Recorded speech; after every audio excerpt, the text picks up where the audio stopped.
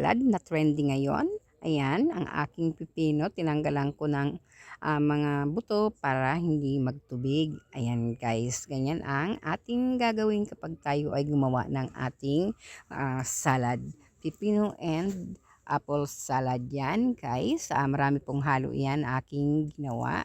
Ayan, aking hiniwa-hiwa ng maliit muna ang aking pipino para pag sinubo mo sa iyong bibig ay hindi mahirap nguyain dahil yan ay maliit lamang at napaka sarap yan sa ating bibig pag ating ginuya dahil ang pipino ay puno ng sustansya at puno ng bitamina.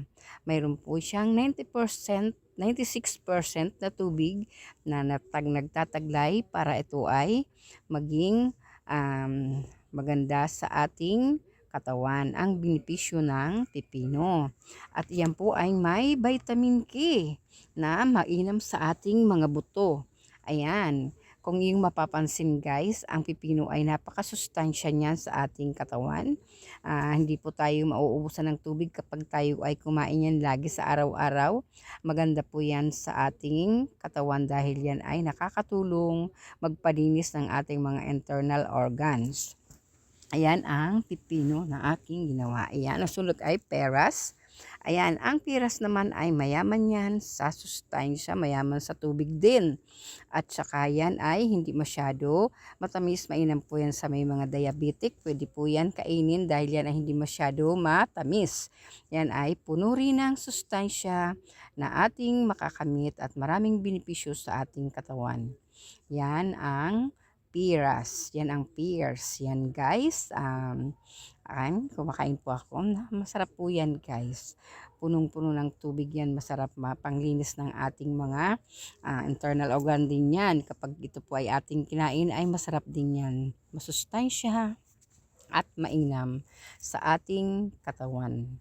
Ayan.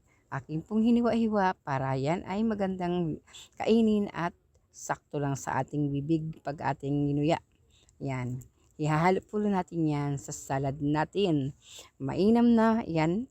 Pag mainam na talaga guys na ating hiniwa-hiwa ng maayos ang ating mga ingredients at sangka para maganda sa pagnguya natin. Hindi tayo mahirapan magnguya dahil yan ay maliliit lamang ang aking pagkakagayat.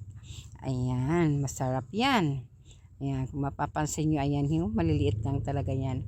Masarap po talaga kainin ang peras, hindi mahirap nguyain dahil yan ay matamis at saka malambot lamang. Sunod ay ang apple. Ang apple a day, keep your doctors away. O diba, kapag kumain ka lagi ng apple, yan ay maganda po sa ating katawan din yan guys. Ayan, kapag lagi kanyang kumakain, hindi ka magkakasakit, diba?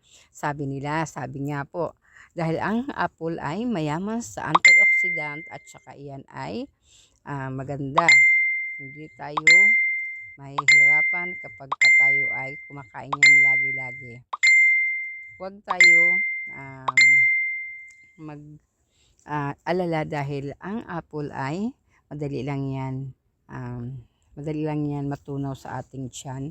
Lahat ng mga prutas at gulay ay 2 oras ay tunaw na po yan sa ating tiyan. Hindi yan mahirap matunaw kaya kailangan puno ng fiber ang ating kakainin. Ayan guys, sunod ay ang kamatis. Ang kamatis ay mainam sa ating katawan. Lalo na pagka kinain natin to at yan po ay maganda sa ating balat. Nakakapagpaganda po yan sa ating balat guys. Ang kamatis ay puno ng ay may fiber din yung taglay tapos vitamin C. Ayan, atin na pong ilagyan. At saka guys, mayroon po yung mga ingredients na katulad ng mais. May mais din yan. May pichay at saka mayroong paminta. Ilagyan ko ng konting asin. Mayroon na po yan. May tawag yan. Lagyan na po natin yan. Lahat ng ingredients para masarap. Ayan, may tuna, tapos nilagyan ng konting lemon. Yan, para hindi siya masyado hindi nakakaumay. Ayan guys, kakain na po tayo. Ayan, ready na. Diyan ang pinakamasarap na party yung magtitikim ka na. Oh, wow.